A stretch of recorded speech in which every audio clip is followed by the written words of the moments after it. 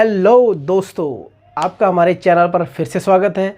तो आज हम विज्ञान का एक बहुत ही महत्वपूर्ण टॉपिक करने वाले हैं जिसका नाम है पोषण। ठीक है, तो देखिए पोषण होता क्या है। पोषण की डेफिनेशन देखते हैं।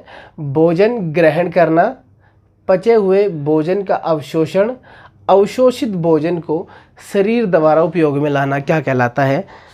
पोषण कहलाता है। देखिए अब हमारे सामान्य शब्दों में समझते हैं। जैसे हमने भोजन को खाया, उसके बाद हमारे पाचन तंत्र ने भोजन को पचाया। ठीक है, पचाने के बाद क्या किया? उसका अवशोषण किया। अवशोषण शब्द से मैं समझाना चाहूँगा आपको।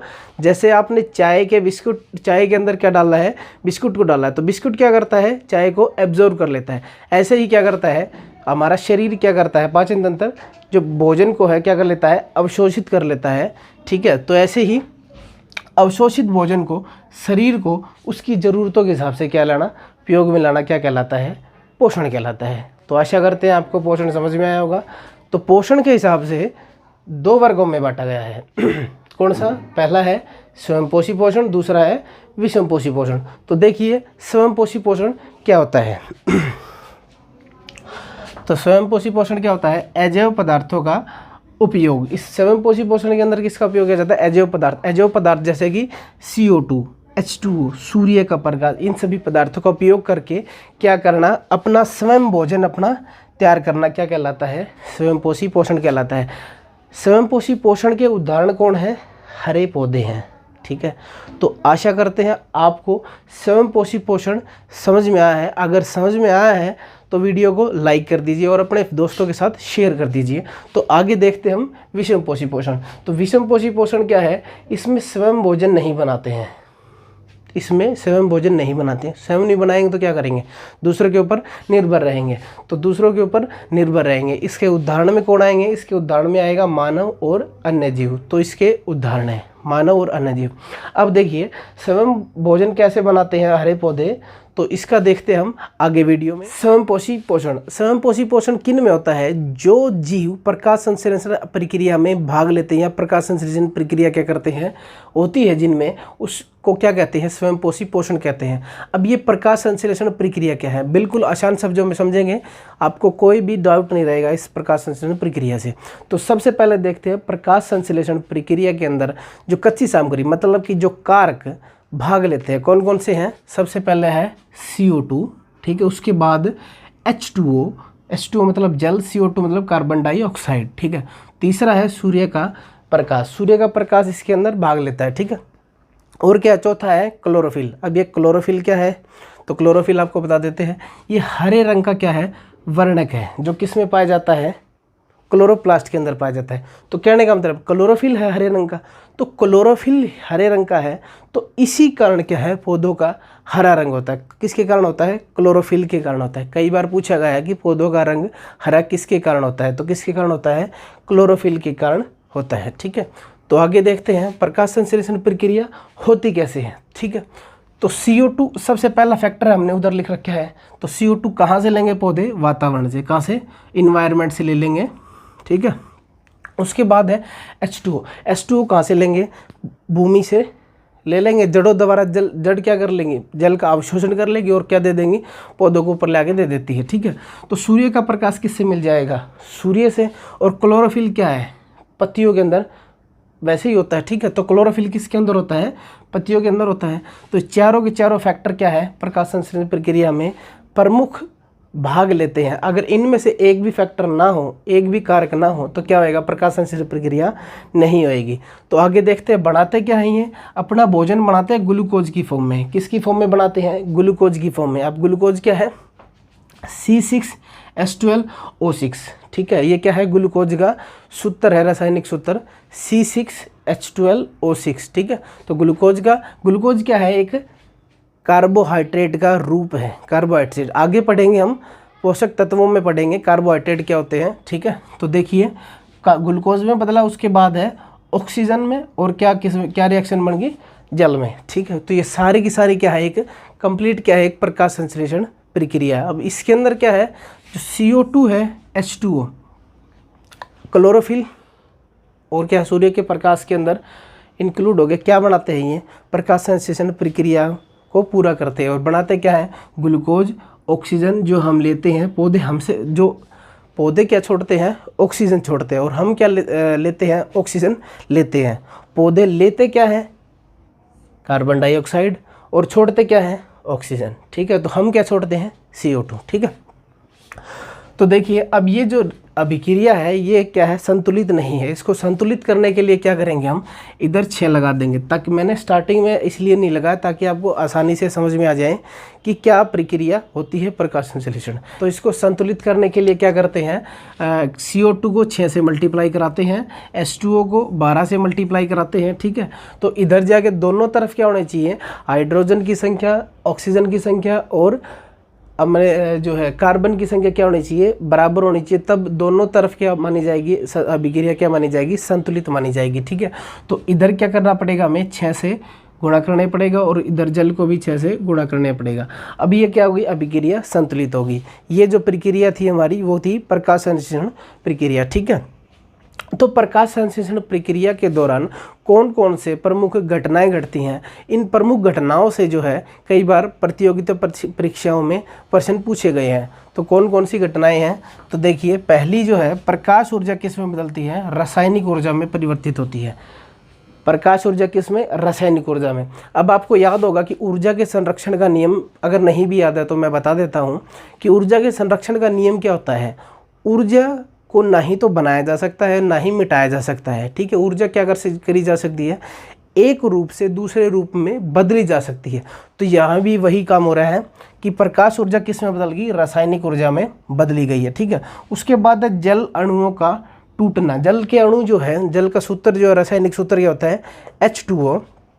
तो किसके अंदर टूट रहे हैं, हाइड्रोजन के अंदर और ऑक्सीजन के अंदर टूट जाते हैं जल के अणु। ठीक है, तो उसके बाद है क्लोरोफिल के द्वारा प्रकाश ऊर्जा का अवशोषण। ये जो क्लोरोफिल है, हरे रंग का वर्णक जो क्लोरोप्लास्ट के अंदर पाया जाता है, वो क्या है, प्रकाश ऊर्जा को क्या कर लेता है, अवशोषित कर लेता है और किस में बदलता है, रासायनिक ऊर्जा में बदलता है। ठीक है, तो उसके बाद है CO2। तो CO2 का कार्बोहाइड्रेट में अपचयन। CO2 किस में बदलेगी, कार्बोहाइड्रेट में। अकेली CO2 नहीं बदलेगी। देखो इधर से मिल जाएगा हमको कार्बन, इधर से मिल जाएगा हमको हाइड्रोजन और इधर से मिल जाएगा हमको ऑक्सीजन। तो कार्बन, हाइड्रोजन और ऑक्सीजन। ग्लूकोज के अंदर क्या क्या है, यही तीनों जो चीज़ हैं, कार्बन, हाइड्रोजन और ऑक्सीजन, C6H12O6। ठीक है, तो ये तीनों मिलकर क्या बना देंगी, कार्बोहाइड्रेट बना देगी। में अपचयन, अपचयन प्रोसेस क्या है, अपचयन एक ऐसी प्रक्रिया है, रासायनिक प्रक्रिया जिसमें या तो ऑक्सीजन का ह्रास हो या फिर हाइड्रोजन की वृद्धि हो। इस प्रकार की अभिक्रिया को क्या कहते हैं, हम अपचयन कहते हैं। ठीक है, तो आशा करते हैं आपको प्रकाश संश्लेषण प्रक्रिया जो है कंप्लीट समझ में आई होगी, जो किस में होती है, स्वयंपोषी पोषण के अंदर होती है। स्वयंपोषी पोषण तथा प्रकाश संश्लेषण प्रक्रिया से संबंधित प्रश्न जो है हम वीडियो के लास्ट में देखेंगे। बहुत ही महत्वपूर्ण प्रश्न है, तो आप वीडियो में अंत तक बने रहें। तो चलिए देखते हैं प्रकाश संश्लेषण प्रक्रिया से संबंधित प्रश्न जो कि आपकी प्रतियोगिता परीक्षाओं में पूछे जाते हैं। तो पहला प्रश्न है, प्रकाश संश्लेषण में भाग नहीं लेता है, तो निम्नलिखित में से कौन सा भाग नहीं लेता प्रकाश संश्लेषण में। ऑप्शन आपके पास CO2, B है H2O, C है क्लोरोप्लास्ट और D है प्रकाश ऊर्जा। तो कौन सा भाग नहीं लेता है, ठीक है, तो देखिए अंदाज़ा लगाइए। अभी पढ़ी है हमने प्रकाश संश्लेषण प्रक्रिया, तो कौन सा नहीं होता है, CO2 होता है, H2O ये भी होता है, क्लोरोप्लास्ट नहीं होता, क्या होता है, क्लोरोफिल होता है। ठीक है, तो ये भाग नहीं लेता है। और प्रकाश ऊर्जा हाँ, सूर्य से क्या मिलती है, प्रकाश ऊर्जा तो मिलती है। ठीक है, तो प्रकाश ऊर्जा, तो ये तीनों भाग लेते हैं, क्लोरोप्लास्ट भाग नहीं लेता। तो इसका ऑप्शन आ जाएगा C क्लोरोप्लास्ट। ठीक है, तो ग्लूकोज, अगला प्रश्न देखिए, ग्लूकोज का रासायनिक सूत्र है।